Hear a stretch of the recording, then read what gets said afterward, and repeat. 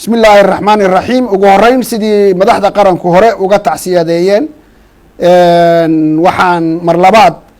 dowladda Soomaaliya ay ka tacsiyadeynaysaa dadka Soomaaliyeed xalayto ku waxyeeloobay roobkii xoog lahaa daadadkii ka dhashay ee ka da'ay magaalada Qardho ee deegaamada Puntland iyo sidoo kale degmada Baardheere oo iyadana dadku ay barakaceen inkastoo aan wax dhimasho la soo sheegin iyadoo taa laga duulayo ra'iisul wasaaraha Soomaaliya mudane Xasan Cali Khayre wuxuu magacaabay guddi qaran oo u xil saaran inay u gurmadaan ugu horeyn dadkii Soomaaliyeed ee ku waxyeeloobay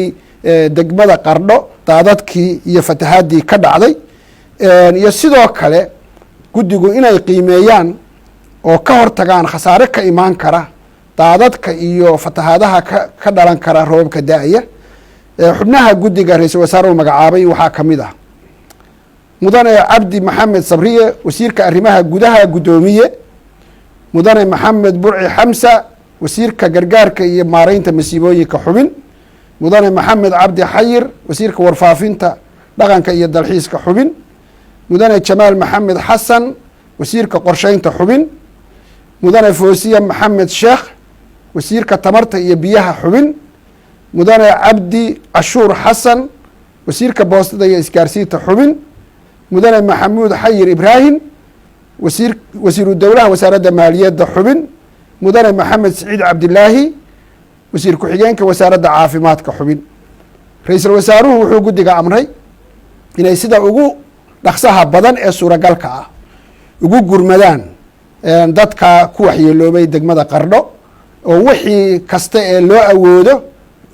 u geeyaan isla markaana dadka deegaanka iyo deegaamada Puntland la qaybsadaan dhibaatada halka ka dhacday sidoo kalena ra'iisul wasaaruhu wuxuu guddiga amray in maadaama roobabku ay da'ayaan oo ay dhici karto in meelo kale oo badan oo dalka ah ay ka dhacdo fatahaad ama daadad dadka Soomaaliyeed waxyeeleeya in ay bulshada Soomaaliyeed iyagoo kaashanaya madaxda maamul goboleedyada uga digaan khasaaraha ay keeni karaan roobka da'aya isla markaana ay u gurmadaan ciddii ku waxyeelowda wax alla wixii dowladda dhexe u awoodo sida ugu dhaqsaha badan ula gaadhaan isla markaana ay hortagga xoojiyaan inaan lagu waxyeeloobin meelaha uu ka jilicsan yahay webiyaashu ama daadadku ay ka dhalan karaan waqti hore bulshada looga digo oo laga badbaadiyo inaanay ku waxyeeloobin aad baa u mahadsantihi